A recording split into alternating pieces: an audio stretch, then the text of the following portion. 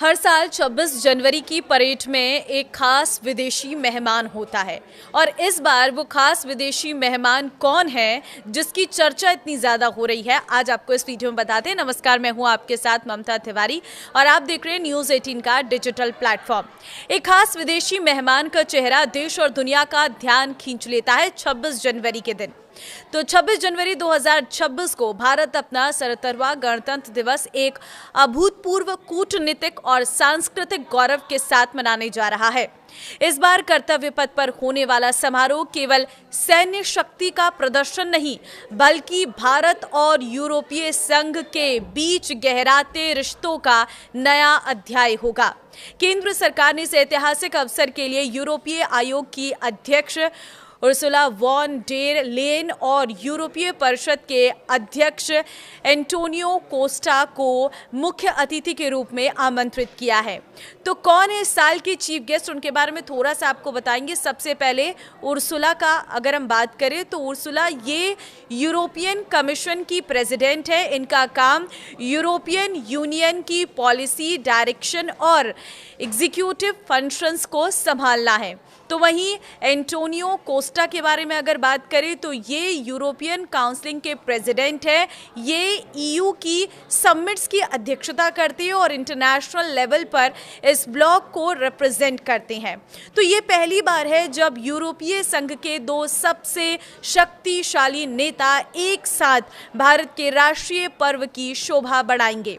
इसके साथ ही 2026 का ये समारोह वंदे मातरम के 150 साल पूरे होने के उपलक्ष्य में एक भव्य उत्सव के रूप में भी मनाया जाएगा, जो देश की विरासत, आत्मनिर्भर भविष्य के अद्भुत संगम को दुनिया के सामने पेश करेगा।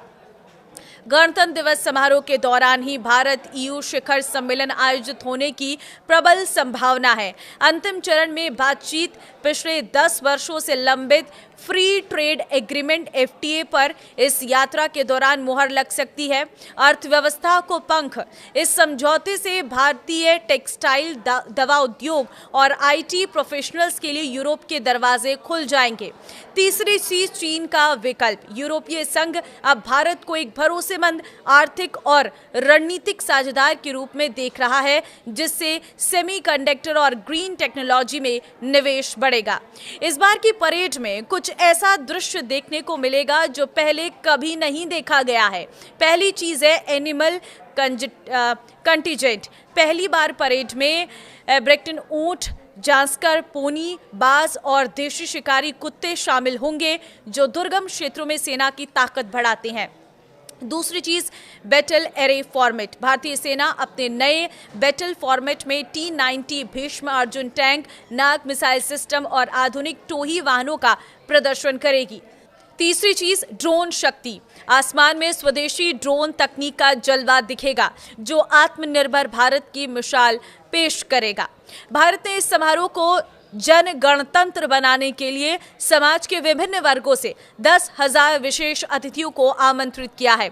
सांस्कृतिक कार्यक्रमों में देश भर के 2500 कलाकार अपनी प्रतिभा दिखाएंगे। साथ ही माई जियोविन और माई भारत पोर्टल के माध्यम से हुई प्रतियोगिताओं में 1 लाख से अधिक लोगों ने हिस्सा लिया है। भारत में गणतंत्र दिवस मनाने की शुरुआत 26 जनवरी 1950 से हुई, जब देश में संविधान लागू हुआ। उसी साल से एक खास परंपरा भी शुरू हुई कि गणतंत्र दिवस पर किसी विदेशी मेहमान को मुख्य अतिथि के रूप में आमंत्रित करना। इसका मकसद था कि भारत दुनिया को अपने लोकतांत्रिक मूल्यों के साथ साथ अंतर्राष्ट्रीय सहयोग का संदेश दे सके। भारत के पहले गणतंत्र दिवस पर इंडोनेशिया के राष्ट्रपति सुकर्णो को मुख्य अतिथि के रूप में बुलाया गया था। उस समय परेड दिल्ली के इरविन स्टेडियम में हुई थी, जिसे आज दादा ध्यानचंद स्टेडियम के नाम से जाना जाता है। ये न्योता एशिया के नव स्वतंत्र देशों के बीच दोस्ती और एकजुटता का प्रतीक माना गया। 1952 और 1953 में गणतंत्र दिवस समारोह में कोई विदेशी मुख्य अतिथि नहीं था। उस दौर में भारत अपनी आंतरिक और अंतर्राष्ट्रीय चुनौतियों से जूझ रहा था। इसके बाद 1955 से परेड को राजपथ, जिसे अब कर्तव्य पथ कहा जाता है, पर स्थायी रूप से आयोजित किए जाने लगा और उसी साल पाकिस्तान के तत्कालीन गवर्नर जनरल मलिक गुलाम मोहम्मद को मुख्य अतिथि बनाया गया। गणतंत्र दिवस की चीफ गेस्ट का चयन एक लंबी और सोच समझकर की जाने वाली प्रक्रिया होती है। इसकी तैयारी आमतौर पर कार्यक्रम से करीब 6 महीने पहले शुरू हो जाती है। विदेश मंत्रालय इस पूरी प्रक्रिया को संभालते हैं। इसमें देखा जाता है कि संबंधित देश या संगठन के साथ भारत के राजनीतिक, आर्थिक, सैन्य और कूटनीतिक रिश्ते कैसे हैं। पूर्व राजनयिकों के अनुसार चीफ गेस्ट का चयन सिर्फ सम्मान देने के लिए नहीं होता, बल्कि ये एक रणनीतिक संदेश भी होता है। इससे ये दिखाया जाता है कि भारत किन देशों का या समूहों के साथ अपने रिश्ते मजबूत करना चाहता है। कई बार ये रक्षा सहयोग, व्यापार समझौते या वैश्विक मुद्दों पर साझेदारी का संदेश भी देता है। लेकिन इस बार का 67वां गणतंत्र दिवस परेड काफी ज्यादा महत्वपूर्ण रहने वाली है। ये दिन काफी ज्यादा महत्वपूर्ण रहने वाला है, क्योंकि इस दिन यूरोपीय यूनियन के शीर्ष नेता हमारे मुख्य अतिथि होंगे। तो इस बार का गणतंत्र दिवस देखना मत भूलिएगा।